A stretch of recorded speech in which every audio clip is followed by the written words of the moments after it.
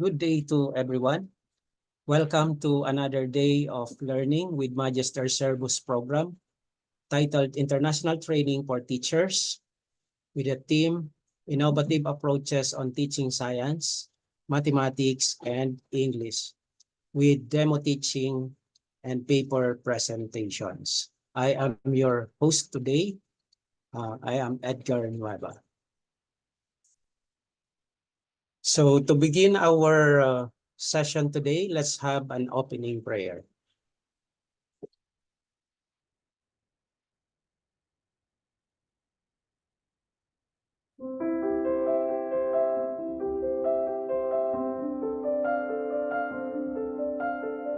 Lord of wisdom, source of intelligence, we welcome you to this auspicious gathering, an august moment for the pursuit of knowledge that is offered for the glory of your name. We do not wish to ask you more than just you joining us today, but we look forward to your heavenly grace, to amplify the desire for truth, to look up for and become prudent to learning.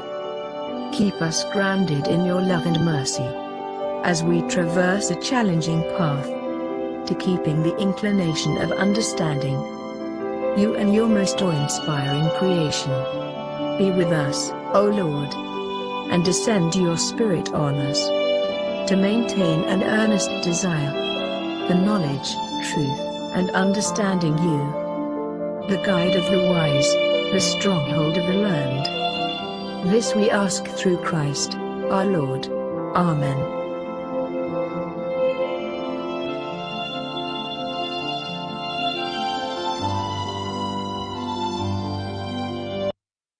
Amen. So once again, good morning to everyone. And to proceed with our main session today, let me introduce our resource speaker. Our resource speaker for today has been an educator for nearly 21 years. She graduated with a bachelor's degree in biology and initially wanted to become a medical doctor. However, life had better plans for her, and she is very fortunate that she ended up with something better. That is to inspire and teach future doctors, lawyers, entrepreneurs, artists, and change makers. As an educator, she firmly believes in the impact that a teacher has on a student because she has been lucky enough to have a handful of teachers who have shaped her mindset and life. She has taught in local and international schools in the Philippines, UAE, Thailand, and Singapore. A lifelong learner, she is completing a PhD in biology from De La Salle University, Manila, and her certificate in school leadership and management course from Harvard Graduate School of Education and Harvard Business Schools. She is passionate about wellness and well-being, and she hopes to be able to retire one day on a farm, growing her own organic vegetables, teaching yoga and meditation, and rescuing as many street cats and dogs in the Philippines. Ladies and gentlemen, to share with us about course number 3, Innovative Approaches on Teaching Science, join me in welcoming Ms. Parwani Mariano R. Sepasi. Good day, Madam. Hello and good evening in very cold and freezing New York. It's basically snowing at the moment. So yeah, I'm really happy to be joining everybody. And again, thank you for this opportunity. It's always an honor to be working with Filipino educators. It's been a dream of mine, and so Magister Service has opened up the doors for me to share, some of the reflections that I've gained over, actually, this is now my 23rd year of teaching. I think I need to update my my bio with the company, but that's the point. I've been with Magister Service since 2021, I think, or 2020 when the pandemic hit. And so Again, I'm so grateful for this opportunity. So magandang umaga po sa lahat ng ma-attend ng workshop na ito. So hopefully, this will be a meaningful presentation for everybody. I am fully aware that some educators in the group are science teachers, and some are probably teaching other courses, probably math, could be English, could be any other subject area. So it is my hope that you do find some relevance in the strategies that I would be sharing for today, even if it is a little bit geared towards teaching science. I do believe that it is transferable to other subject areas. So that is my hope for today. And so I'll try to share as many resources as I can. And again, like I've said, I am simply and humbly sharing some of my reflections of what I've learned as an educator for the last 20 years, 23 years. Okay, so I'm just going to share my screen. I hope I am able to do that. Let's double check. Yes, I am. Okay, so, all right. So today, again, just as a conversation starter, I've shared a little bit about myself.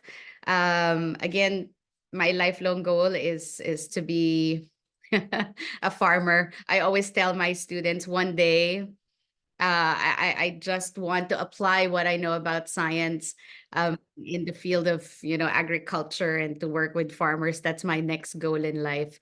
And so for now, let me share what I've realized as a teacher in hopes that, we can inspire more change makers and farmers in the future. So just to start, I think I would like to just have a feel of who the audience members are.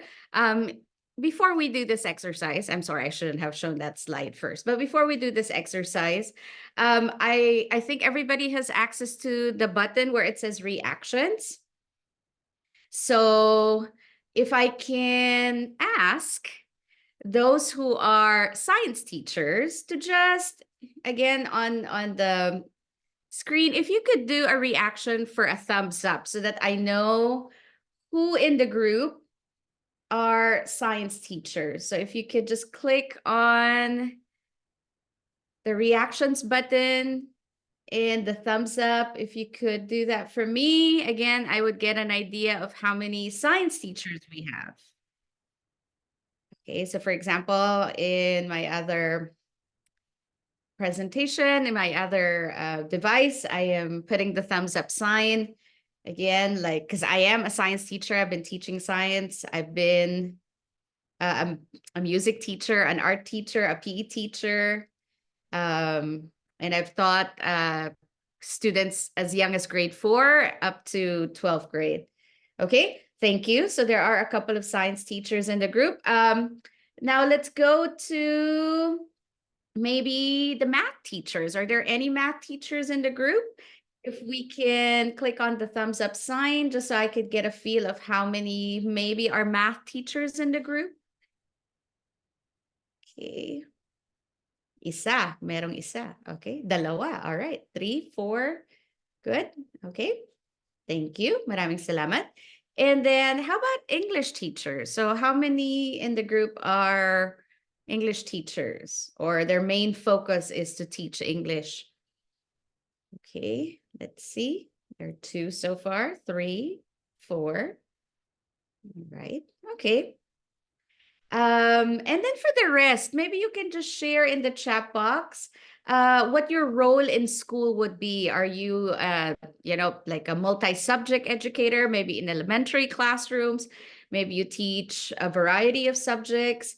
Could we share maybe in the chat box just how many teachers are teaching other subjects? Again, just to get a feel of who's in the group. And again, also just to encourage everyone to participate, right? Like trying to be involved. Hopefully your time will be meaningful and that you gain something from this experience. So again, if you can just share in the chat box what other subjects you teach. So if you don't teach science, math, or English, okay, so there's a non-teaching support staff. Thank you, Felix or Felix. Junior high school and senior high school math and science? Okay, wow, both. Good. Okay, so a lot of opportunities, I guess, for teachers to see cross-subject connections. So that's amazing. Public school elementary teacher. Okay, teaching multiple subjects. Thank you, Rizal. Okay, so again, just a couple of seconds just to get everybody to check in and hopefully participate. Okay. Senior high school subjects. All right. I'm assuming SAH means senior high school subjects. All right. Okay, so regardless of what subject we teach, I would like to believe that we chose what we're teaching for a reason. Okay, so again, there must be a reason why we teach what we teach. And so I'm curious, okay, I'm curious.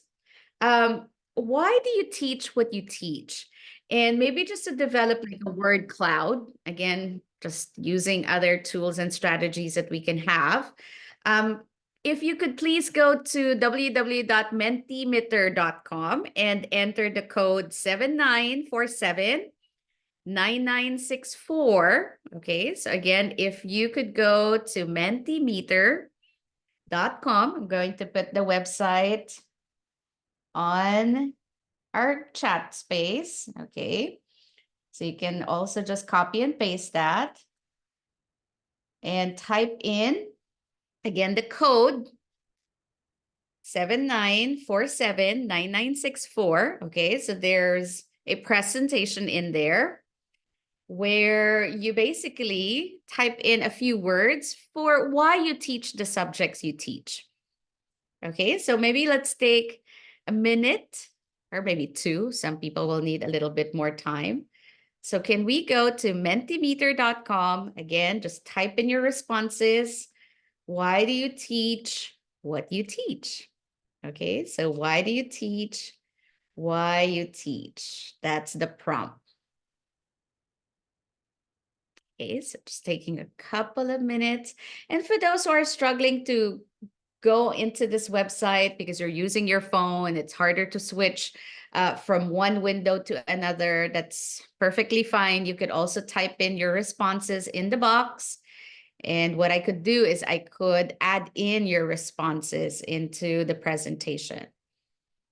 Okay, so again, if you could just type in your responses or just add in to the presentation what you think are your reasons for why you teach, why you teach. Okay, I'm sorry, why you teach what you teach. Okay. There are 3 responses so far, so let's wait for a few more. There are 40 participants after all. Okay, give it a moment.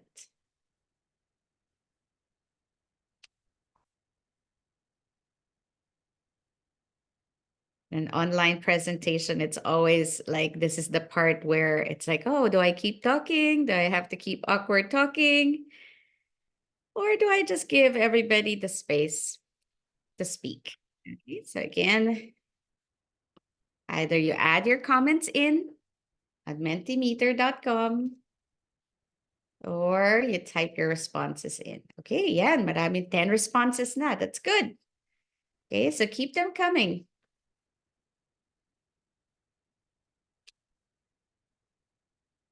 Okay. Maybe just 30 more seconds and then we'll look at the results and the responses you've shared. Okay, let me just stop the share so I can switch. Right. Okay, good.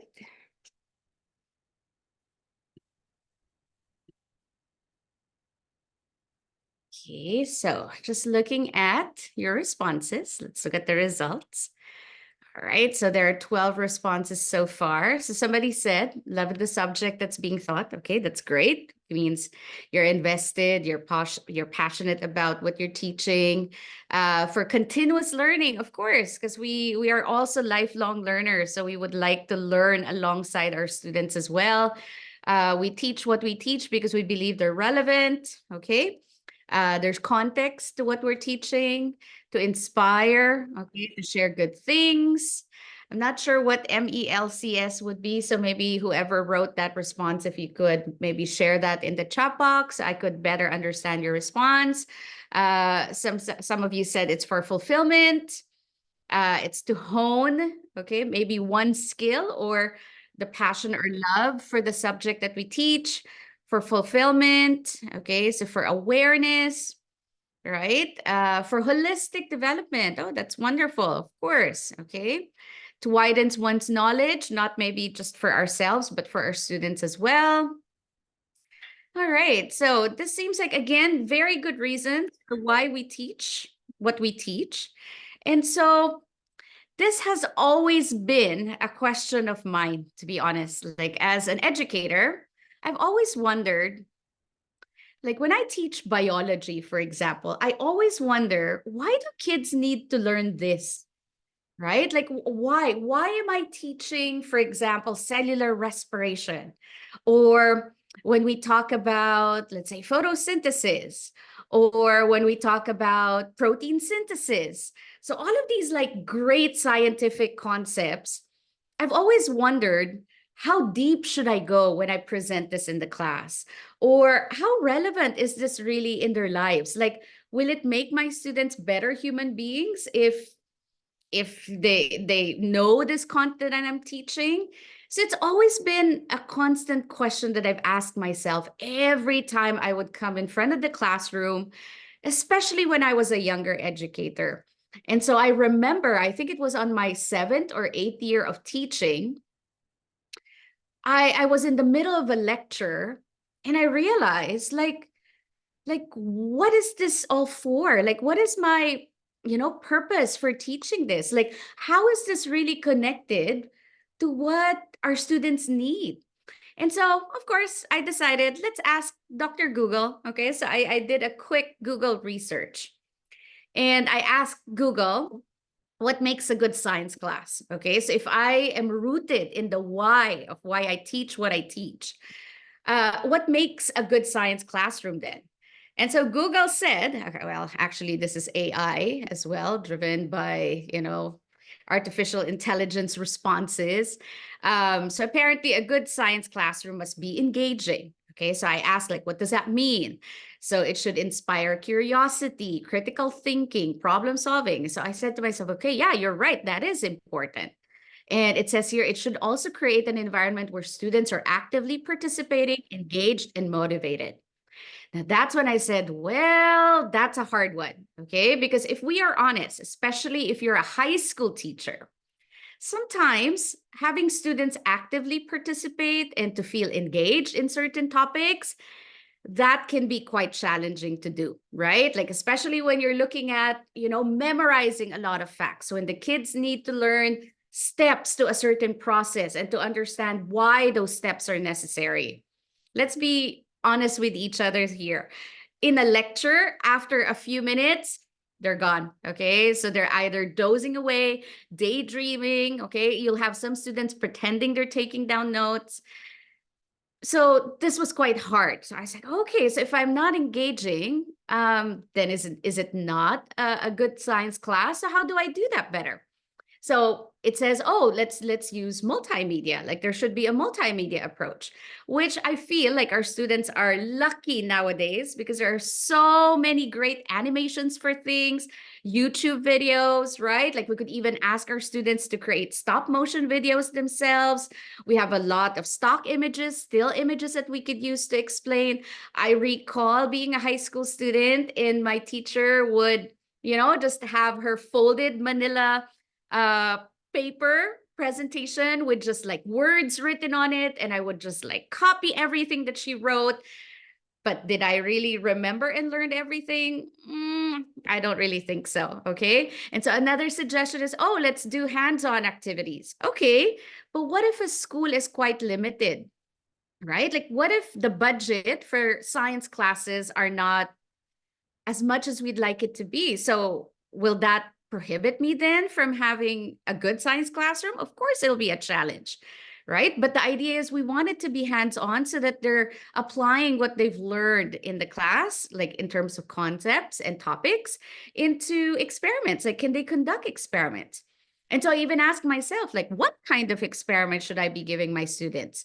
And should I just be giving them the worksheet on how to do the experiment? Here's the procedure, just do it step by step, write down your observations, and then that's it. Okay. And then another recommendation, according to Dr. Google, is to use an effective lesson plan. And so I thought to myself, okay, all right, I'll write a good lesson plan. And I would think that it's very well laid out, very well planned out.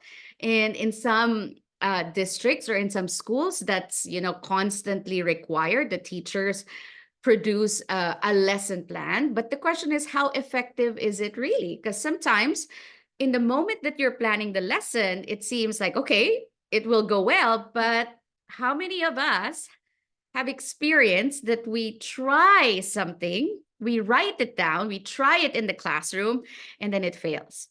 And so this is another tricky one, right? Like if we think about it, it's hard to create effective lesson plans. And so the final recommendation from Dr. Google is to use high quality science curriculum. Now, for some of us, this is a bit of a challenge because we don't dictate the curriculum. Sometimes it's, the school itself, or it could be the Department of Education that dictates what science curriculum will be used and why.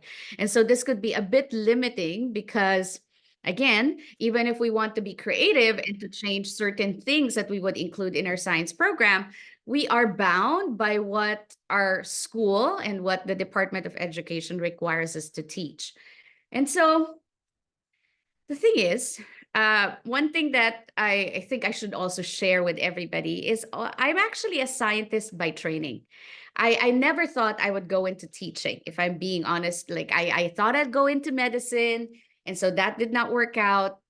Life had other plans, so I decided to take a master's degree in biology. And so I was, toying with the idea of, okay, maybe I should just be a researcher. And in the meantime, to support myself, I decided, okay, in research, there's not that much money and, like enough resources to support myself. So I ended up teaching while I was trying to be a researcher, a scientist. And the thing is, if I look back at what I needed to do as a scientist to be a successful scientist, I don't think like the recommendations here was exactly what I needed. Sure, I was entertained when my teacher was engaging. Sure, I was entertained when there was multimedia. And sure, I enjoyed it so much when we had experiments in the classroom. And of course, as a student, I wouldn't know what an effective lesson plan was. For me, all I ever cared about was what was in the test so that I would get a good grade and pass my test, right? And so if we look at how real scientists operate, though, a successful scientist must have the following characteristics. Again, according to study.com, I did my research. I said, okay, I'll look at my own personal experience, but let's see what else is out there and what is being suggested as important traits or characteristics for a successful scientist. So a successful scientist must be good in, writing down observations, making observations. There has to be a sense of curiosity, must be logical, right? Is able to use deductive and inductive reasoning, must be creative. There has to be some level of skepticism, right? To question the information that's being presented, a sense of objectivity, and also being able to collaborate, like to have peer review with other scientists from, the same university or from, the outside world, basically working with other scientists as well. And then it also includes like these soft skills, right? Like being patient, being courageous, being a risk taker, being detailed oriented, and so on. And so that's when I realized, like when I look back at my science education and the practice that I did as a scientist, the hardest parts for me was when I had to write my dissertation. Like I remember writing a dissertation, proposing a dissertation, getting it approved, running the experiment, not working, recalibrating, trying it again, working with my thesis advisor, in my bachelor's degree, also in my master's degree, and then leading up to like all the self-study projects that I did in my PhD in biology program, I realized there were certain attributes that will only allow me to be a good scientist. And so I think as educators, we need to start thinking about why we teach what we teach. So, for example, if you're a mathematician, what are attributes? Like, if you're a math teacher, I would like to think that you want to see your students to look at the world from a lens of a mathematician. Like, you're telling a story through your subject area. You're looking at, the world through the lens of a mathematician. If you are an English teacher, you're basically showing your students life in the world through words, right? Even if you're in elementary school, again, it's always a story. Whatever subject we teach, we're presenting, a lens and an objective view of the world. Maybe not even always objective, but a view of the world through the subjects that we teach. And so with that in mind, if we want kids to become scientists, right? Because again, the focus of this presentation is what does it mean to teach an innovative science class? I think we need to be asking ourselves, if we know that good scientists have certain traits, or if we know that good mathematicians, good, writers, good journalists, good whatever field out there of study, there are certain traits that are required. So as educators, how do we create that for them? How do we create that space so that they are able to learn what is needed to create these future scientists that our society needs in the future? And that's a deep question to ask if we think about it. Like, we shouldn't just teach something because it has been dictated that we do. Sure, there are state exams and entrance exams that our students will have to, do by the end of their high school program. But at the end of the day, like, we know that we need to set them up for a future that where they're able to contribute to the needs of society. And so that's probably like a driving question that I'd like us to focus on for the rest of our presentation, thinking about how science education has even changed over the years. So this diagram is from a study where, and again, I will share this presentation so you could also see this particular study where this image was taken from. And so essentially the researchers looked over science journals, right, from 1920s up to 2020, okay, looking at the shift in the topics that are being written in these science teaching journals. And it was interesting to see, and the reason why I'm sharing this image with everybody is if you look at the diagram, in black, argumentation and scientific practices are on the rise, right? And so what that basically means is we want our students to be critical thinkers, able to engage in scientific discourse and argument, right? To be able to look at data, look at evidence, look at whatever information they're presented, and to evaluate the validity of those claims, to evaluate, okay, if I'm being told that, oh, this is the effect of drug XYZ, looking at, okay, where is the literature that claims that, and what sort of biases are embedded within it, so that they can make their own choices, right, in the future. And if you also look at the diagram, it's interesting that more and more teachers even are looking at the history and the philosophy of science itself. Like, what is science? Like, how do we gain knowledge in science? And so if we know that this is now the shift, it's towards, like if you look at 1920s to 1980s, majority of the focus was looking at science in our everyday life. But what's amazing about that is our students can Google that information themselves, right? Like, before, it was a matter of just understanding our life and the world around us. Now, Okay, there's a quick search on how to do that on their own. And so it's really the higher thinking skills that are being focused on in our science classroom and in science education, since I guess early 2000s to present. And so knowing that this is now the focus of schools and ideally science education, what changes then should schools adopt to create a more innovative science program that fosters the needed traits to create great scientists in the future? Right? Like that's the question. So what should we do as schools? And to be honest, I know that some teachers would argue, oh, but I'm a teacher. I don't make these decisions. I can't really decide if, we change the program in the school. I get that. But we can change the way we deliver it in our classroom. And I think that teachers are the proponents of change in any school. And so I wouldn't limit what we are capable of doing as educators in our classroom and what we do for our students.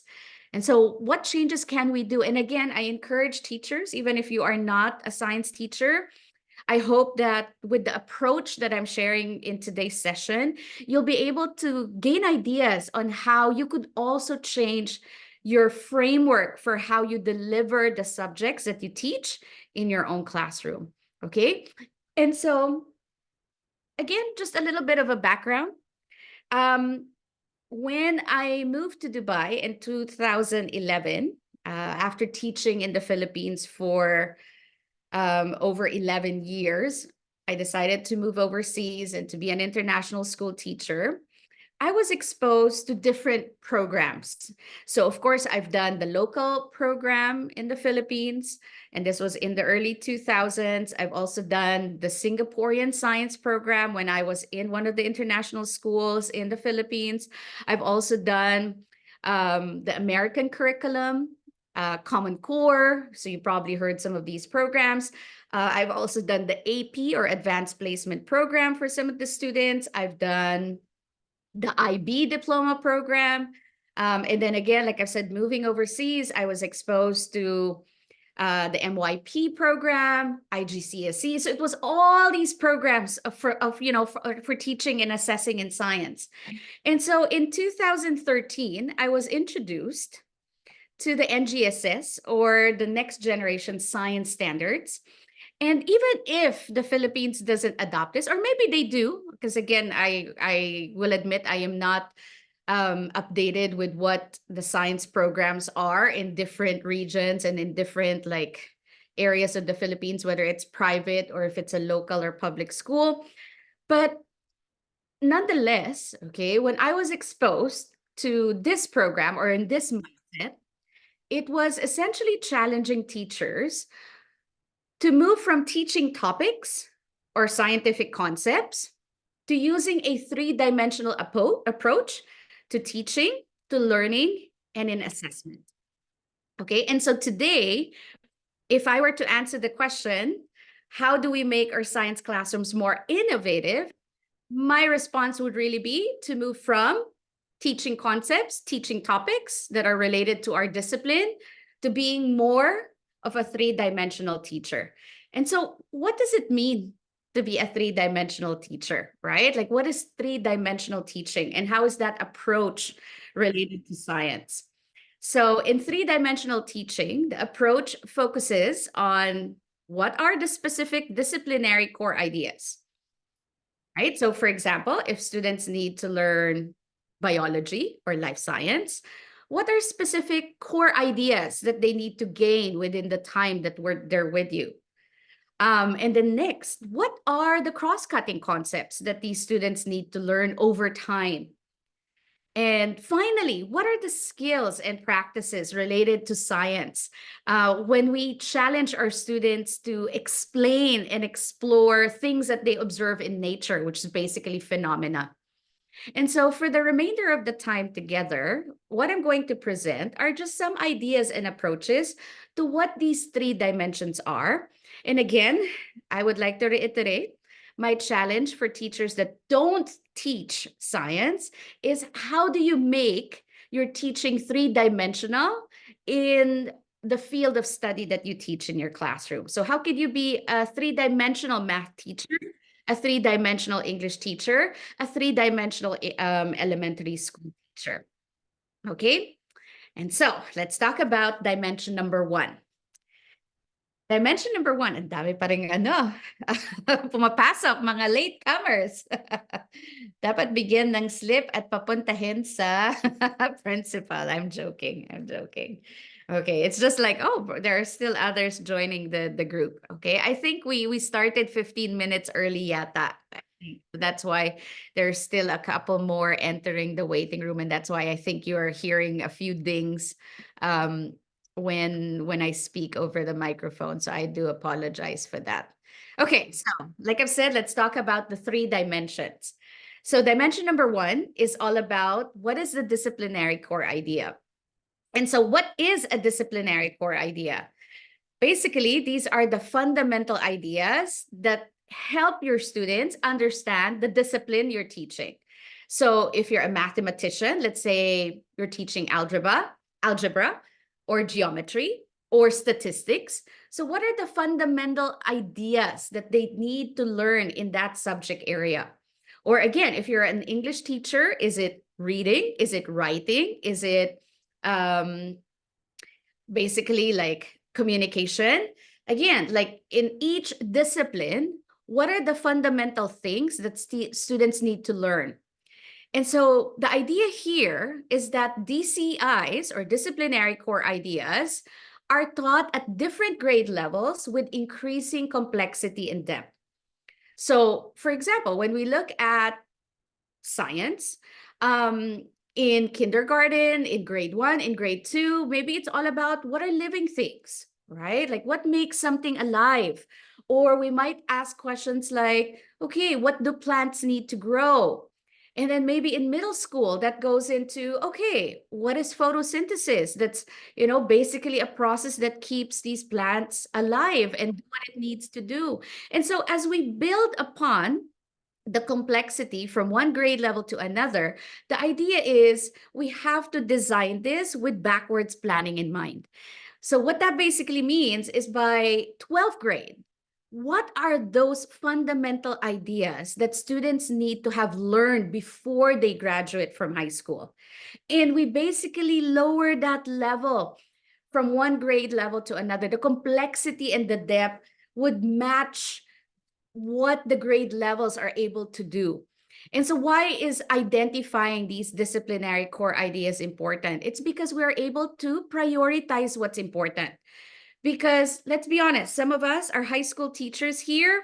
We often complain that it's never enough time to teach everything we think they need to learn before they move on to the next grade level or before they graduate and move on to university. And so I think by looking at backwards planning, by looking at, okay, by 12th grade, what do students need to learn? We need to vertically plan what is being built up and how, the complexity is built up from one grade level to another. And so by establishing this, again, we prioritize, like no matter what, these are need to know ideas. And so we can filter out the good to know ideas that sure could be helpful, but perhaps are not necessary for students to move on to the next grade level. And so what's beautiful again, in identifying what the disciplinary core ideas are, is it helps students develop a deeper understanding of the phenomena of the world around them.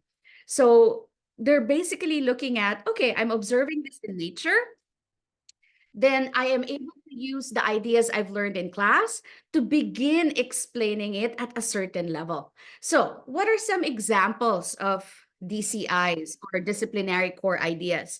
So again, this is using the NGSS framework. All right. So like I've mentioned, I've done the NGSS program at several schools, international schools in Singapore, in Thailand, and in the US use the NGSS. There are other schools that use this as well.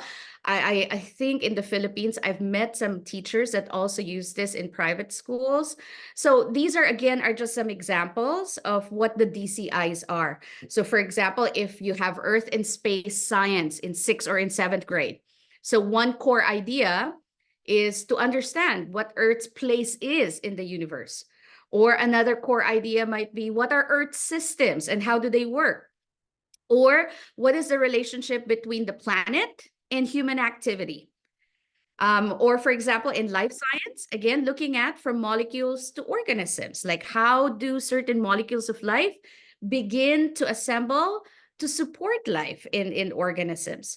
So again, I'm not saying that we should follow the disciplinary core ideas presented by the NGSS framework, but again, it's the same mindset that we need to understand what are the important fundamental ideas we want our students to learn in the subjects that we teach. And so, for example, I teach IB biology at the moment. These are the prescribed DCIs based on the IB biology program for the examination in 2025. So students need to understand unity in diversity at different levels of organization. So from molecules to cells to organisms to ecosystems. So within those topics are topics on water, what are nucleic acids, okay? So as you could see, again, it even develops in complexity from the micro to the macro perspective. But the idea is, the core idea is that students understand that there's common ancestry and that these living organisms have shared features, which resulted in the rich biodiversity of life on Earth. So this is a core idea. So this is another example. In IB chemistry, students are required to understand science or chemistry from the perspective of structure. That structure refers to the nature of matter, from simple to complex, and reactivity. And that reactivity refers to how and why chemical reactions occur. And so these are the core ideas within the topics that are covered in these DCIs. And so I think with again, any program that we use, we need to first identify what are the core ideas that we are truly required to teach, not topics, ideas. So these are big concepts that we would like to present in the classroom. So in AP Biology as well, these are the 4 big ideas that have been chosen by the program. Also within it, when we unpack what those big ideas are, we're able to say, okay, for my students to understand, let's say big idea number 2, that biological systems utilize free energy, they need to know what are enzymes. They need to know what energy is. They need to know how it's converted. Where does energy come from? Where does it flow? So again, it helps me to filter out what's important in terms of what I need to teach. Like I can ask myself, if I'm teaching this topic, does it match what's needed for the big idea? Okay, that was a lot to unpack. Okay, so might there be any questions about what DCIs are before I continue?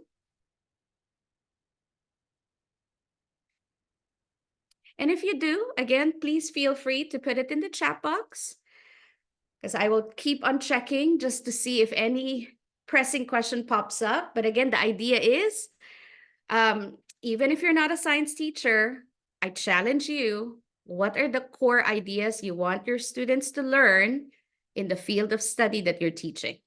And that has to be identified first, okay? Because again, it helps you filter out ano nga ba talaga ang kailangan matutunan ng mga bata. Okay? Because again, how wide and how deep would you like to go in that topic? Okay? And so to really have a filter for how wide and how deep you should go, we need to be asking ourselves, is it connected to an important big idea? Okay?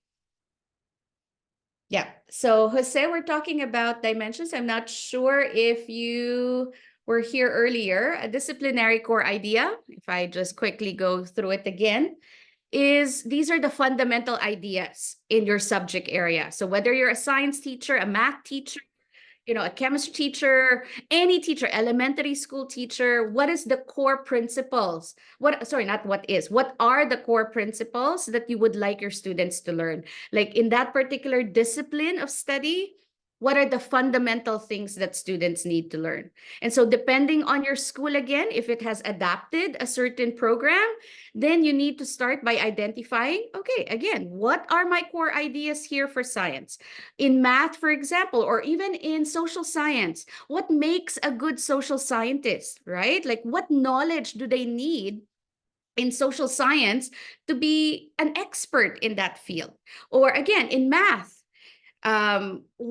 what are the standards that you would like them to achieve? Like what is a core idea that's necessary for that discipline or that subject area? Okay, so hopefully, Jose, I was able to answer that question real quickly. Okay, and again, these are just some examples of DCIs from different types of programs that I've seen over the years. Okay, all right, so what's dimension number 2? Dimension number 2 is we need to ask ourselves, why am I teaching this, right? What is something that can be applied not only to my subject area, but also to other subject areas? And so dimension number 2 in what makes what I think is an innovative science class is we need to have a set of overarching big ideas that look and behave similarly across all science disciplines, meaning something that's applicable to the following areas. So it could be something applicable to technology, something that's applicable to engineering, something that's maybe applicable to math, right? And so big ideas in education are basically broad concepts that are relevant to learners and the community. Meaning, if you ask yourself, 20 years from now, after your class has been completed, your students have moved on from your classroom to the next, 20 years from now, what would you like them to remember? That's a big idea. Okay, meaning they should have those big ideas so that when an example of it, something that's related, to like a demonstration of what that big idea is in action, in nature, they're able to spot that. Okay, so again, a big idea could be concepts, they could be theories, they could be things that are debated in the discipline that we teach.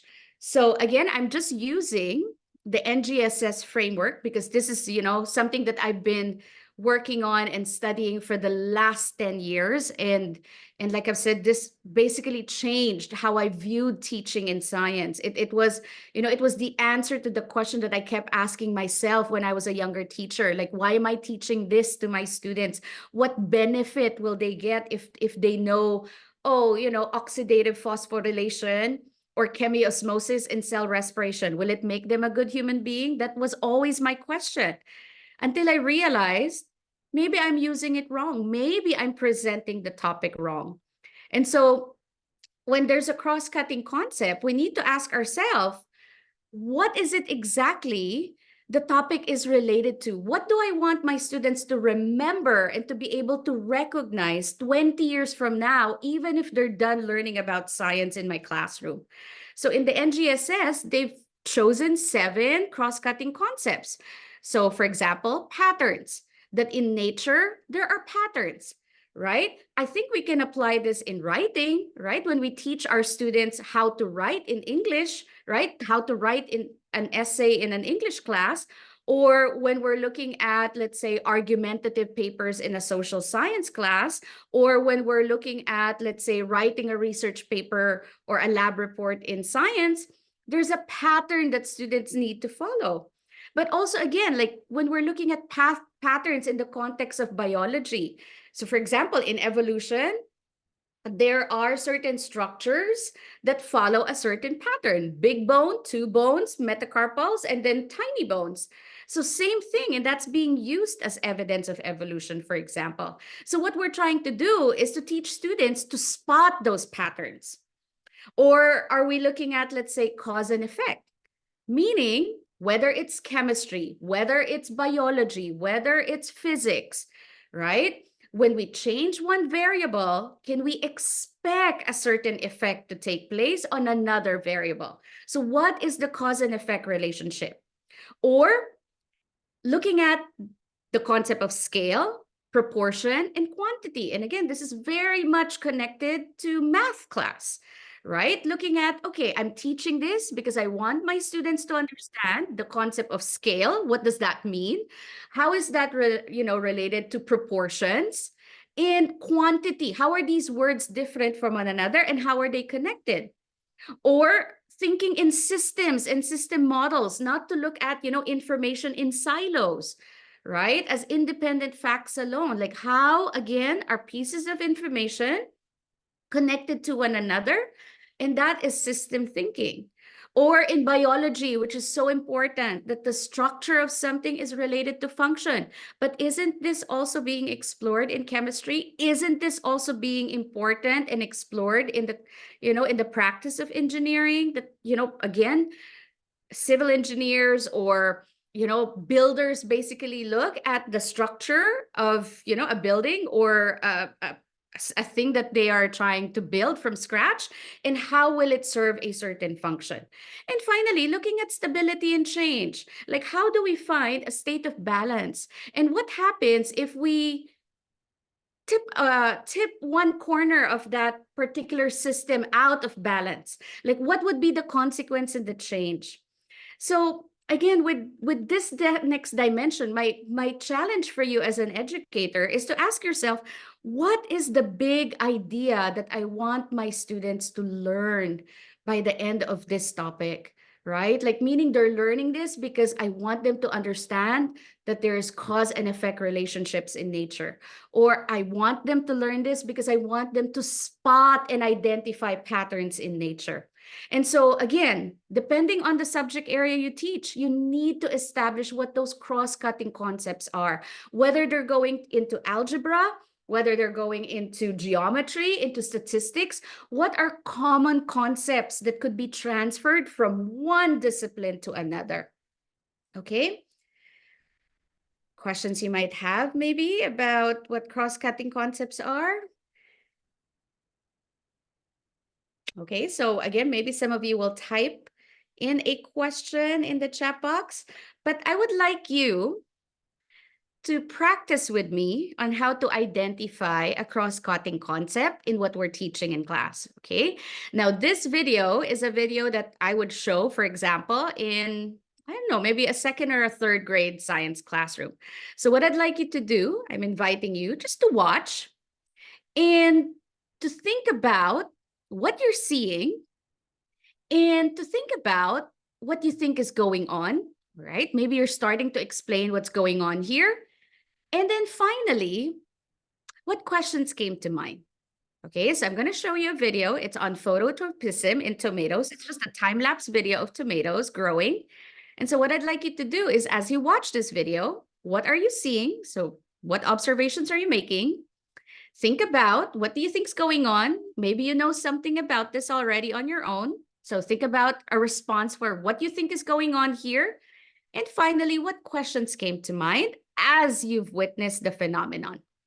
Okay, all right, let's try that. So there's no audio.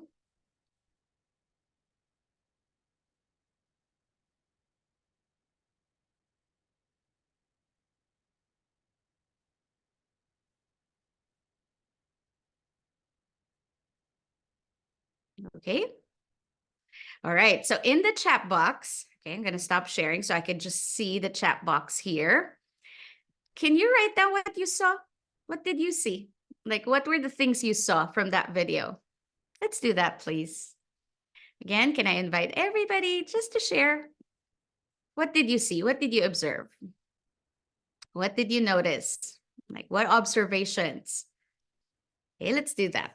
What observations might you have after watching that video? What did you see? So maybe I could begin. I could say, I saw tomato plants, okay?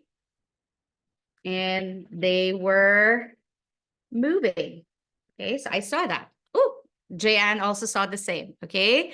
So what else did you see? So just write down, again, things that you saw, things that you observed. moving plants, and you saw light. Yes, Maria, you observed that there was a component of light. Good. Okay. At some point in the video, you saw light flashing from the left side of the screen, right? There was more light coming in through the window. Okay, good. King basically saw, when you say they, I'm assuming you're talking about the plants shifting and moving towards the light. Okay. Yes, Marivic, you saw healthy plants. Exactly. Okay. There's movement towards the source of light. All right. So I think, Michael, what you're already doing when you say the growth of tomato brought about one of the factors like light exposure to sunlight, that's already the think part. Okay. So you're basically thinking that what's happening here is that the tomatoes are growing because of light exposure. Okay, so again, what did you see? And the next thing you do is, what do you think is going on? Same with King, you're already saying maybe this is positive phototropism, right? Zared, you are seeing green, healthy seedlings, okay? Jose, I'm not really sure if there's carbon dioxide or oxygen seen just yet, but you think that maybe they're there, okay? Now, here's the challenge. What questions came about after watching this video? So for example, somebody said that it's moving towards the source of light. So can I ask the question, what if I change the length of time the plant is exposed to light, right? And what will happen if I do so? Right? So that's a question. So I observed that the plants were moving, and I've noticed that, ooh, it's moving towards the light because there was a light source. So a question I might ask is, oh, but what if I change the length of time that this plant is exposed to light? What will happen? Okay. Can you think of other questions that your students might even ask if you show them this video? Let's try that. Let's see. What other questions can you think of? I know it's like Sunday morning and I'm giving you thinking exercises already. But let's practice, okay? Because remember, students will love to ask questions. They're curious. They're naturally curious. So what questions do you think are they going to ask? Why is it moving towards the light? Yeah. Why did the plants move? Good. Okay. What else? Okay. Maybe I could ask the question, if I use a different kind of plant, will it be the same reaction? Right? Like if I use, I don't know, like mung beans, or what if I use, let's say, I don't know, like sunflower seeds? Will it also behave the same? Will I get to see the same phenomena? Right? Or what if I check the intensity of the light? Okay, what if there's no light? What will happen to the plant? Yes, exactly, Maria. That's a good question. Okay. Does light affect plants? Yes, again, depending on the grade levels we're teaching, we can always make the topic more complex, right? Or more age appropriate as well. Jose asked, how long will the plant survive? Okay, maybe assuming if there's light or no light, maybe we could add that in. Okay, so again, thank you so much for sharing those questions. So why are we doing this exercise? Okay, so let's go back to the presentation and think about how this can be. Oops, I think I am not sharing the right screen. My apologies. Let me change it to the right. There you go. Okay, so how can we use this to understand the cross-cutting concept? I want you to imagine the cross-cutting concept to be the lens that you are adapting by which you're trying to explore the phenomena. For example, somebody asked, what would happen if there's no light? That's a cause and effect relationship, right? Like if I remove the light, anong mangyayari? Cause and effect. Tanggalin ang light, ito ang mangyayari. Cause and effect. Right? You're teaching students to say, okay, if you change one thing, there is going to be an effect. Or remember, some of you said, oh, the plants are moving, especially when there was light. Isn't that a pattern? And so my question would be for students, will it be the same if I change the kind of plant? Will the pattern still exist? Meaning if I use, again, tomato seeds, mung bean seeds, right? Or string, any plant, will it have the same pattern? Like, will all of these plants do the same thing? Will they all move towards the light? Or what if tanggalin ko yung leaves sa taas ng plant? Right? Kasi di ba when we look at seedlings growing, paano pag tinanggal ko yung nasa taas, yung pinakadulong mga leaves? What's gonna happen? That's also cause and effect. Or I could also look at it as structure and function. Like which part of the plant yung leaves ay pinaka-importante? Okay? What if tanggalin ko lahat ng mga leaves? But do you notice like cause and effect and the structure and function are combined together in causality? Because these two things are often related. Okay? Oftentimes, there's a cause and effect because there was a structural change that was taking place in that system. All right. Or for example, instability and change. Okay, if I expose the plant to 5 hours of light, to 2 hours of light, to 1 hour of light, what's going to happen? Will it change how high the plant is going to grow? Right? Like, what is the best and most stable environment for the tomato plant to grow? Or again, in high school, maybe like in physical science, when you're looking at energy in matter, okay, what energy is at play and what energy was used to move that plant towards the light? Because that will help explain the concept of phototropism. Why did it move? Right? Like, what is it about energy and what is it about matter that caused it to move? And so again, when you're teaching the class, one challenge that I have for you is to ask yourself, through what lens are we trying to explore what we're learning today? Okay? And again, because why are we doing this? Because whether they go to your science class, whether they go to their English class, whether they go to their math class, if they know how to spot patterns, they're going to use it. If they know that there's a cause and effect relationship, they're going to use it, not just for your classes, but for other classes as well. Okay? And I think this is when it changed for me as an educator. When I started to realize, ito ang rason why I teach what I teach. I want to make sure that I empower my students to know how to spot these things because this is a story of how we see the world, right? As humans, we look for patterns in nature. As humans, we look at, okay, relationships in nature. As humans, we look at how systems in nature work, regardless of the discipline and the subject that we teach. All right. Are there any questions before we move on to maybe the third dimension? Okay. Again, feel free if you have questions, please just put them in the chat box. I'll try to have a look every now and then and again, respond to those questions as well. And like I've said, by the end of this presentation, I'll also open up the space for some questions you might have. Okay.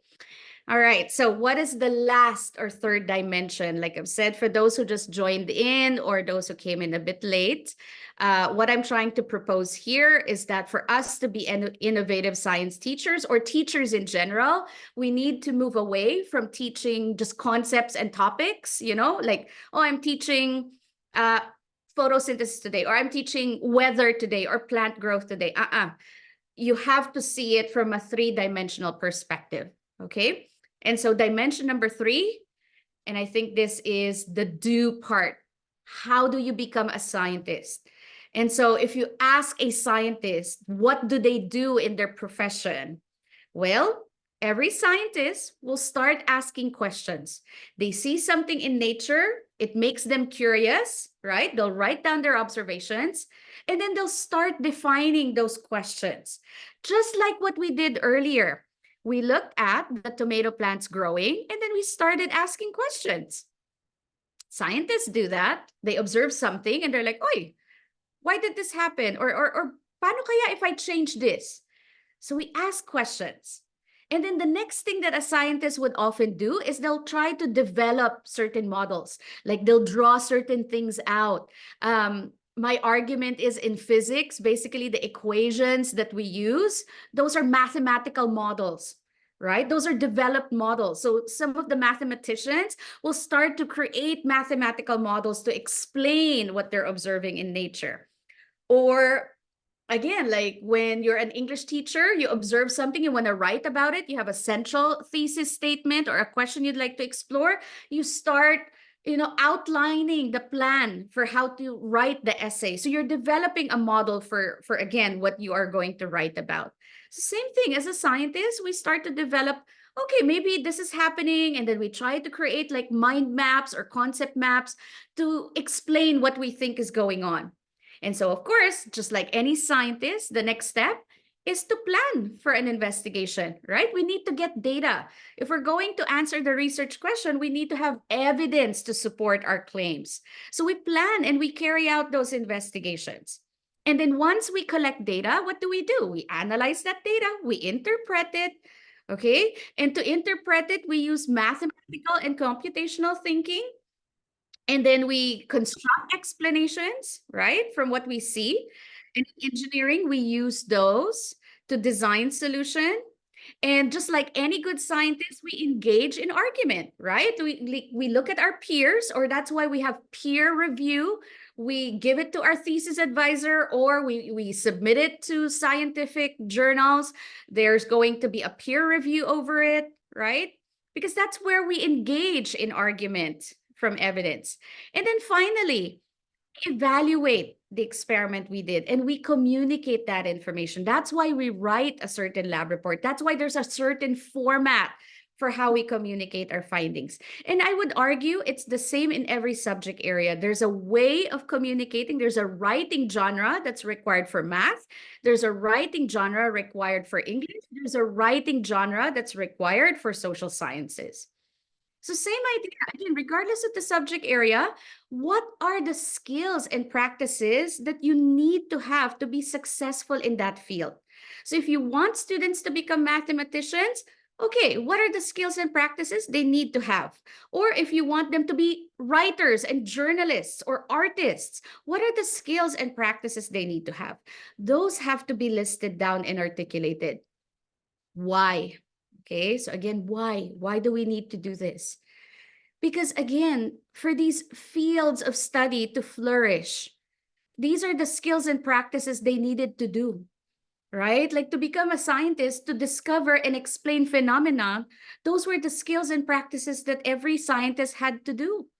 And so they looked at, again, a question came up from observing a phenomena. Some of them might start constructing explanations, which some of you already did in the chat box earlier.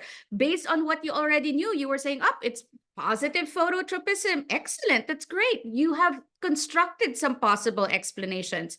But now think about a cross-cutting concept you'd like to explore. Like, would you want them to change something that will change positive phototropism to see the effect of that? Right? Or do you want to like start looking at patterns that are changing? And so once you've chosen a cross-cutting concept, then sure, let your students plan and carry out those investigations. So in my classroom, for example, what I would do for my students is I don't give them, here's the lab worksheet, here's the procedure on how to collect data. Okay, collect the data and give me a lab report. Nope, not anymore. Not anymore. I used to be that teacher. Why? Because that was my training. Growing up, that's what my science teachers did in my classroom, but not anymore. Why? Because it doesn't foster creativity.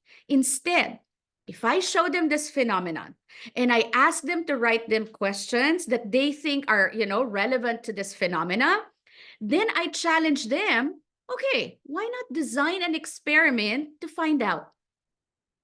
And that's what doing science is, right? Like to truly become a scientist. And again, just going back to the first part of this presentation, right? Like when I asked Dr. Google in the real world, what makes a good scientist? Ito daw ang kailangan. Okay? Kailangan creative. Kailangan may sense of curiosity. Right? Kailangan may sense of skepticism. Right? Kailangan ito rin. These characteristics are present. So how do I foster that? By not making it a one-size-fit-all classroom. Hindi pwede na, o sige, ito yung experiment, just do it. Collect data and then, okay, tapos na yung worksheet. No.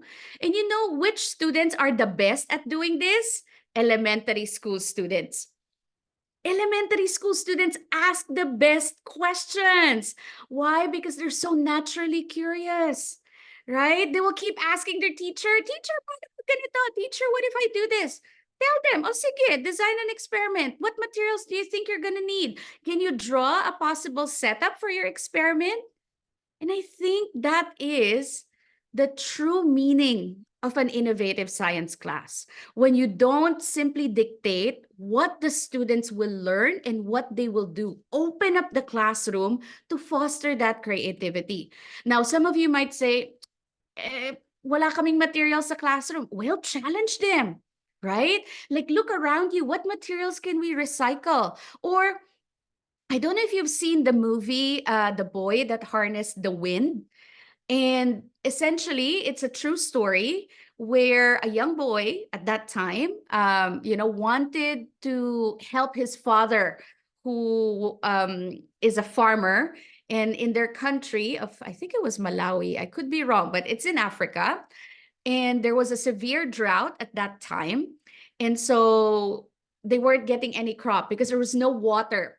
And because of his innate love for science, he was able to resource from, I think, a bicycle and an old engine where he was able to create a windmill from scrap materials that was able to be, the power source that generated the pump that they used to suck up water. So they had a deep well pump. In that, again, in that movie, it's amazing to see the process that the student went through, that child went through, to again contribute to society. And I think if we want students to become like that, we need to give them opportunities to be resourceful, especially in the Philippines, because let's be honest, kulang tayo sa gamit. That's true. I'm grateful. Okay, I am lucky I was able to teach in, well-resourced schools. But I've also been in a school where we didn't have any resources. I was in Africa for 2 months where that was what I did, where I didn't have any materials and I had to figure out, okay, ano kayang pwedeng gamitin ng mga bata so that I can at least give them a glimpse of what it means to be a true scientist. I know that's a big call and I get it, okay? But honestly, teachers, we've been doing this for a long time. I think for some of us, we've seen this curriculum model, not just for our science classes, but I think for all classes in general. I'm not sure if you've seen this model. So again, in Canada, they use this, which is the know, do, understand model. So for example, the unit planners that I write for my current school, this is essentially like what I established in my lesson plans. What do my students need to know? What do I ask them to do? And what exactly do I want them to understand? And if I, again, interweave all of those, right? Understand means what are the big ideas? And like I've said, big ideas are things that 20 years from now, our students still remember. Know is, again, those are the topics that we cover in class, and do are the practices that bring our lessons to life.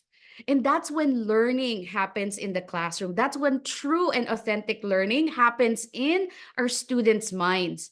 And if I connect that back to the 3 dimension that I was sharing with you earlier, DCI is what the students need to know, right? Those are the ideas that we want our students to gain from the subject area we're teaching. Practices, okay, what do you make them do?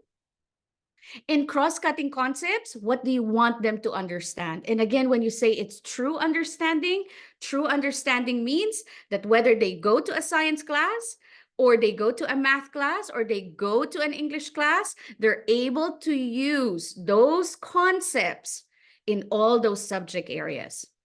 because they understand and they're able to apply and transfer in another and unfamiliar situation or scenario.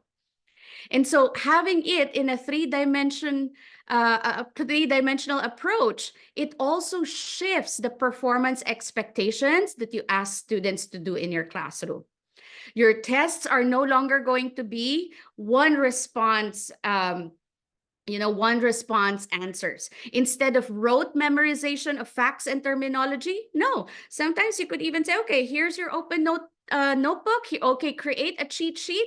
But the kind of questions you ask are about designing solutions, looking at evidence, and reasoning with evidence, what they think their conclusion might be based on the evidence that you provide them. Or instead of just learning ideas, right? Oh, we're learning, I don't know, like arithmetic today, or oh, we're learning essay writing today, persuasive writing today. Nope, it's no longer, oh, we're just doing this kasi kailangan. No, we're doing this because there's a system and a model that we would like to understand. And so we're giving context for why we're learning things in the classroom. And then instead of the teachers being the sage and sage on the stage, meaning you're the fountain of knowledge in your classroom, no, you empower students to conduct their investigations. Sure, you'll have to give them guidance. And I admit this is a lot of work, but you will notice that over time, it becomes less because the students do it themselves. They become resourceful and they're able to help themselves to figure out solutions for questions that they may have. And so again, instead of teachers posing questions with only one answer, you make it more open-ended for students to discuss. And so instead of textbooks answering all the questions, nope, you ask students to read multiple sources of information. So instead of a one-size-fits-all, a planned outcome, a cookbook of laboratory or hands-on ideas, nope, you could have multiple investigations that are driven by students at the same time. And instead of just worksheets, and don't get me wrong, trust me, I love worksheets, lalo na pag ang daming kailangan gawin and I don't have time. Sure, ito, worksheets, kids, just finish it. But that's the thing, it can't always be worksheets. It has its place in teaching, it has its role in education. But what we'd rather have is students writing journals, creating long-term reports. So for example, in one of my life science classes at the start of the year, our students made a terrarium because we were learning about photosynthesis. And then basically I said, okay, anong kailangan ng plants for it to survive in an enclosed environment? And so for the entire year, their challenge was, how do you keep the plants in that terrarium alive? And so they were journal writing. They were writing down their observations. They were taking photos. And then if their plants did not survive, they had to rebuild it and again, change something. And as we learned more about biology, they were adjusting how they designed their terrariums in the classroom. And so I think in a nutshell, if I were to summarize it in a word, innovative teaching is all about relevance. If we want our classes to be innovative, we need to ask ourselves, is what I am teaching these kids relevant for that field of study if they choose to become someone that practices the ideas and the skills for this particular discipline? Like if I teach math, will my students be good engineers and mathematicians? If I teach English, okay, how will I teach them to become excellent writers in the future? So relevance is the answer. And relevance is not just connecting things to their personal life. Relevance is, again, in the real world, ano ang kailangan so that these professions are able to be the best in their field. Okay. Let me just look at the time. Sir Edward, what time do I finish again? Just to check the time. I know I've consumed an hour and 20 minutes already. What time do we finish po? Just for me to check if I have time to go over some strategies with the group. Hi, ma'am. It's supposed to Yes, sir. be 9:30, but you can still extend maybe after. Okay. I'll try to keep, again, I want to honor time, okay, because I'm respectful of everyone's times, but I'll try to make sure that I leave some space for questions, okay? Can I continue then? Do we still have Yes, time, ma'am. sir? Yes, ma'am. Okay, all right, good. Okay, so I know some of you are like, oh, it's so easy to just like talk and say, okay, 3 dimension, yada yada, but how do I do that? And again, this was a journey of 10 years for me as an educator, trying to refine my strategies, trying to refine the tools and the techniques that I use in the classroom. So I thought about, okay, what strategies can I share that you can start with in your practice? And again, I'm hoping that regardless of the subject area you teach, you're able to transfer this knowledge into your subject areas, okay? So strategy number 1, always start with a phenomenon. Start with what they can see in nature, okay? And again, it doesn't have to always be an actual class demo. It could be videos, right? Like, for example, I've shown this to my students. Okay, oops, sorry. Let's try that again.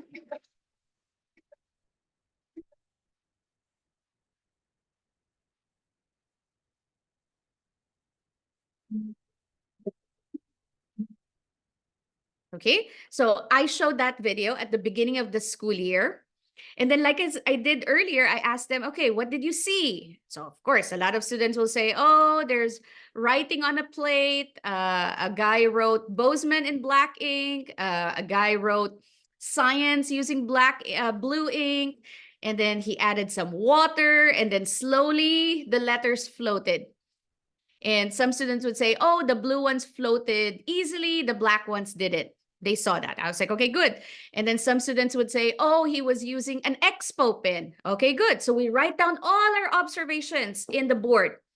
And so the next thing I asked them to do, okay, what do you think is going on? Now, why do I ask them this question? Basically, when you use what we call, this see, think, wonder protocol, what you're trying to do is you're teaching them how to be curious through the see, right? Like, what are they seeing? You're making them, better at writing down observations. Then I ask them to think and share what they think is going on, because you're tapping into what prior knowledge do they already have, because you can build from that. Maybe you don't need to teach it anymore. Like, it gives me an insight of what they probably already know about, what's going on in the world. But the most important part here is, what do they wonder? What questions came to mind?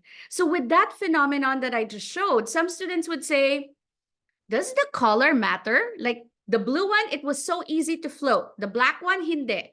So what if I try red? What if I try green? What if I try purple? So I tell them, oh, sige, go. Here are markers, test it. Or some students would ask, does it matter like how thin or how thick the writing was? I was like, wow, napansin nila yon. Like with the black ink, it was in a thin fine point marker. With the blue one, it was a fat tip marker. So some students said, maybe it's the size of the writing. I said, okay, here are markers, test it. I gave them a plate, they have water, they test it. So this is an example of, okay, how do you get students to not just have a one-size-fits-all lab report that they do, show them a phenomenon. So in writing class, okay, show them an image. What do they see in that image? What questions came to mind? What do they think is going on in that image? And then make them write. Okay, in math, I'm not really sure, baka there are math teachers that could see possible applications for this. But again, make your students wonder, hook them in. So start with a phenomenon, something that you observe and see in nature. And then the next thing I would do is, whenever I teach, I always tell myself, I'm telling my students a story. It's a story, right? And the best teachers are the best storytellers. Like if we look at our ancestors, that's how they learned. They were in arenas, they were in theaters. They would have the professors share stories. That's how we learned. When we look at like little kids, the parents were the first teachers because they told stories to their little kids. So same thing in the classroom, even as a high school teacher, what story am I trying to share here? So based on, the phenomenon that I showed them, I would develop a storyline into it. And may I recommend, again, there are so many storylines that are written and well done online. You just have to Google and search for them. Oh, but it doesn't match what we're required to teach. Again, adjust the sail. You can include the topics that you are required to teach in your program, but build it upon a story for relevance. And then strategy number 3, and this is so important. Again, focus on doing science instead of just learning it. Because like I've said, from one dimension of, oh, this is the topic we need to cover. Okay, merong konting lab report. All right, there's a lab experiment. Ito yung lab worksheet. No, that's not doing science. That's not how real science is in the real world. And again, if you Google out there what other schools are doing, it all begins with asking students to think about having opportunities to question what they see in nature, trying to make sense of what they observe in nature. And then finally, make thinking visible for the students and for you. So just like the protocol I showed earlier on See, Think, Wonder, if you Google visible thinking, okay, visible thinking, basically it's a program that was developed by researchers at Project Zero at Harvard University, Graduate School of Education. This was a group of, researchers, educators that wanted to figure out how do we make thinking more visible for the students? If thinking is such a personal thing, how do I know that my students are thinking? And so they've developed what they call the understanding map, which are guiding questions that you can ask the students as they go through the storyline. And so you will also notice it increases in complexity. So even in, again, your other subject areas, what are your understanding questions that you use in the classroom? Because it can't just be a one answer response, because if that's the case, then it's a cookbook style of teaching, and in my mind, that's not being innovative. That's just you delivering a program that's preset that may not even fit what our students need in the future. Okay, and there's a book called Making Thinking Visible. Again, there are great ideas. Some of this information is online. They've shared it online on how to make thinking visible. Try out some strategies, and hopefully some of them would work for you and in your classroom. Okay, all right. I think I'm done with the presentation. I will share this in the chat box, okay? All right, so I'll share my presentation in the chat box because sharing is caring, okay? And as educators, we need to help each other, right? Like that's the point. Teachers need to help teachers. So yeah, if any of them will seem relevant, there are some links to some resources on the presenter notes. Feel free to have a look, and hopefully you can use it in your classroom and in your profession. Okay, I think I have a few more minutes to get questions or address questions from the group. Thank you so much for your undivided attention. I know it was like not good teaching practice, but it's very difficult when we do webinars. Maybe one day, Sir Edgar, if you have in-person workshops, that would be wonderful to do whenever I'm in the Philippines po. Okay, but anyway, like again, maraming salamat for those who engaged and shared in the chat box and in the forum. If you have any questions, please feel free. I'll try my best to respond the best way I can. Thank you so much po. Thank you so much, ma'am, for sharing a very rich information, concepts on how to be a good educator by adapting the three-dimensional perspective in teaching to become relevant in our teaching and learning. Also, sana magkaroon po ng in-person, usually Yeah. conducted in UP Diliman or Ateneo. Yes, that would be wonderful. Iba kasi when you do it in groups, you could get people to talk to one another. You could share. It's more engaging. So of course, we try our best in webinars, but of course, nothing beats, collaborating and working with like-minded educators that want to become better at their professions po. So hopefully, again, I know that it's a variety of teachers from different subject areas. I hope that, again, just the big idea of making it a three-dimensional approach whenever we teach and assess anything will tremendously shift your practice as a teacher. Yeah, Thank you. maraming salamat po. So, my dear attendees, I think you can ask at least 2 or more questions. Please take this opportunity to ask our resource speaker. You can click the raise hand button so that we can unmute you. That would even be better. I have a question also. Okay, please. What can you suggest to convince our tech unit head or even the dep ed who propose to create the curriculum guide, no? Mm-mm. So that we can follow the three-dimensional teaching, because we Mm-hmm. are guided with a curriculum guide where there are a lot of concept topics that we need to finish in a semester. I know I know, I get it. Because it's the same, for example, in the IB program, which is, it's a set concept. And then they have an external exam in their 12th grade that's administered by the diploma program. So as an IB teacher, tali ako, I need to fix and cover all of those topics. But one thing that I will not prevent my students from experiencing is how I deliver those topics that's under my control. Hindi man siya, mandated ng DepEd. I know that if I have my students' best interests in mind, I can have opportunities kahit man lang sa umpisa ng lesson where I approach, okay, guys, we're looking at the relationship between cause and effect. Hindi man laging every lesson, but I feel that there's a responsibility to insert it. And I am very mindful of the kind of questions I choose in an assessment where I have those three dimensions in mind. Yun kasi, that's under our control, right? Like, sure, the topics, hindi natin pwedeng palitan. Like, what is mandated, we have to cover it. Same with IB, same with AP, same with IGSC, same with A levels. But the strategy and approach, I feel that as educators, if we want to impact change more than we think we're capable of, it has to start from us po. Thank you. Right? Like, we need to try. Kasi the thing is too, na-realize ko, and again, I've seen it from an administrator's point of view.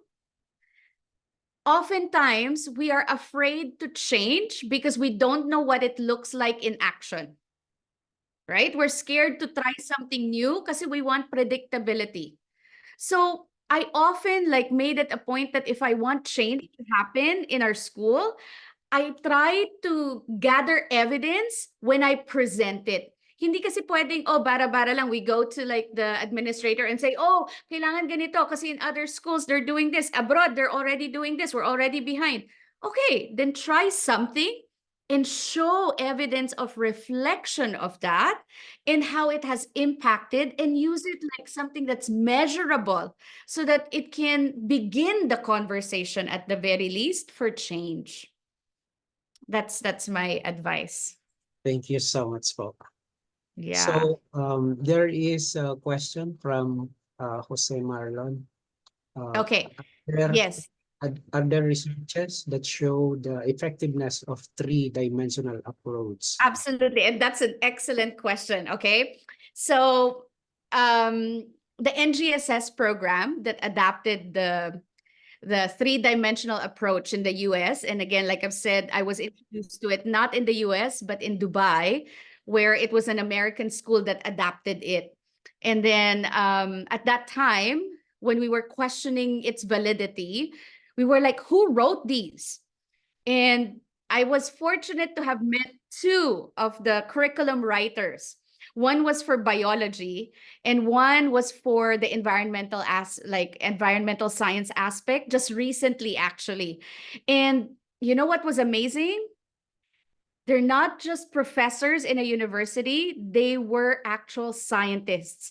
So when they were writing the curriculum, they asked exactly that question that I asked earlier. What does it mean to be a good scientist, a good biologist, a good chemist, a good engineer?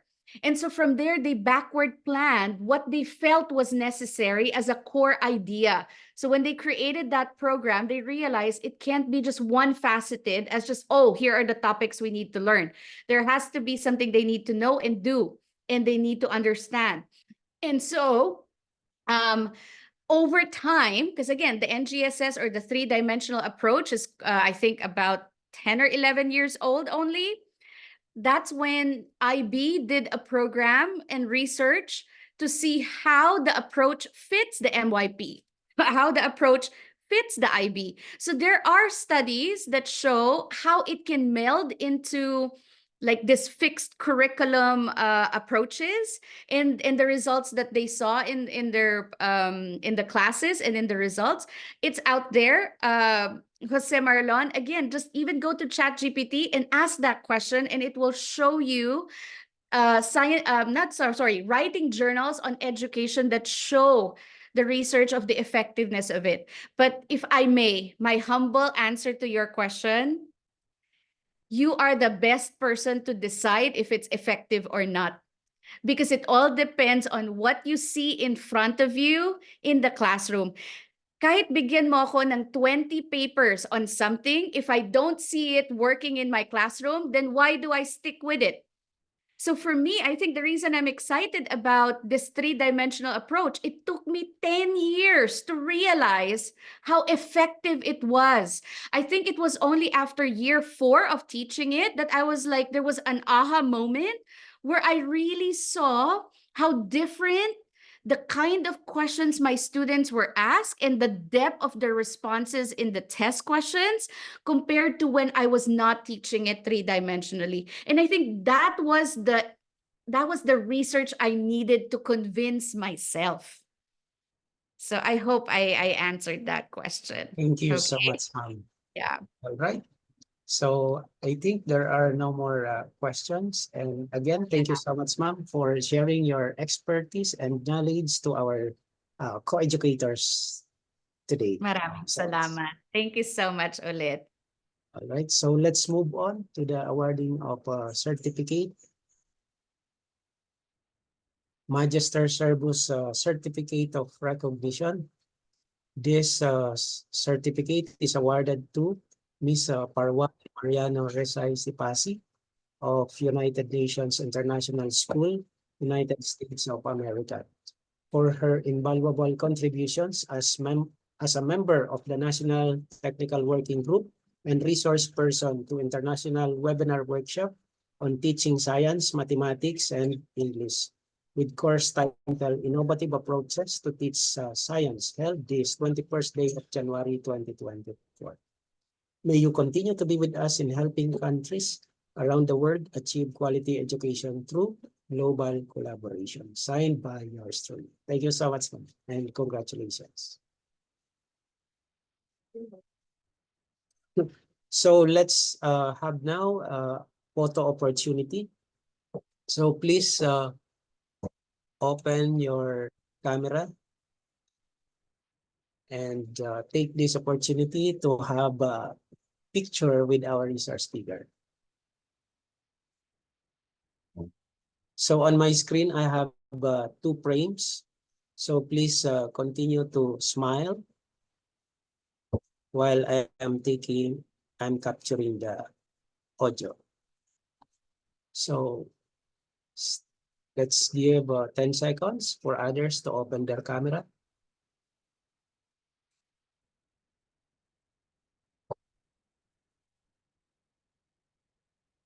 All right.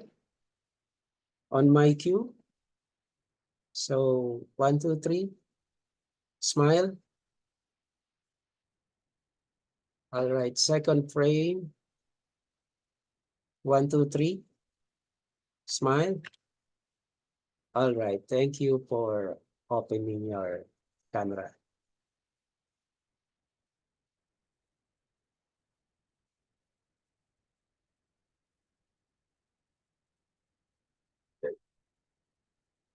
So let's proceed now to the awarding of certificate for the demonstration teachers. Magister Servus Certificate of Recognition. This certificate is awarded to Joyet Marie Tancho Bautista of Gumaca National High School for presenting a demonstration teaching to the virtual program international webinar workshop on innovative approaches to teach science, mathematics, and English with demo teaching and paper presentation held from January 19 to 21, 2024 via Zoom. Subject reading and writing with the topic application letter writing. Signed, Dr. Mary Grace C. Nueva, CEO of Magister Service. Another certificate is awarded to Miss Christy Pordan Cachero of Buena Vista Central Elementary School. Subject Science with the topic Bahagi ng Halaman. Another certificate is awarded to Diana Rose Ordinario Galvez of Paraoer National High School. Subject Science with the topic Optical Instrument. Another recipient of the certificate is given to Edna Lynn Rafael Lariego of Bulacau Integrated School. Subject Science with the topic Body Parts of Animals and Protection. Another recipient is given to Cherry Fordan Licas of Buena Vista Central Elementary School. Subject Science with the topic Explain the Need to Protect and Conserve Estuaries and Intertidal Zone.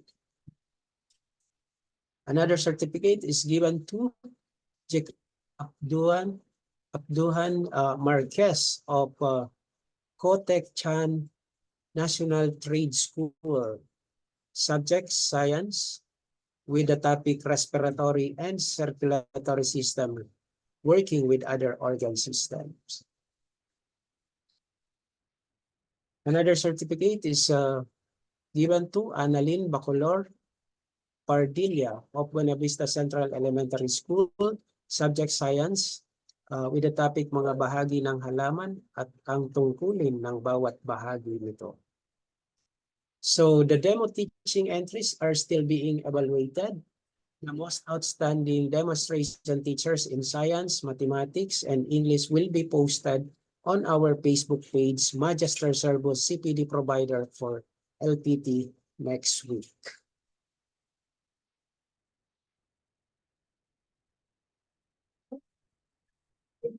Awarding of certificates for paper presenters is given to John Michael Leda Ordinario, Juliet Marie Tancho Bautista. So the congratulations to all demo teachers and paper presenters. The paper presentation entries are still being evaluated. The best paper presenters will be posted on our Facebook page, Magister Servus CPD Provider for LPT next week. Congratulations to everyone. So do not forget to fill out the evaluation form sent to your email and embedded in the program of activities. So the link is also found in that program of activities. So let's end our session today with a closing prayer.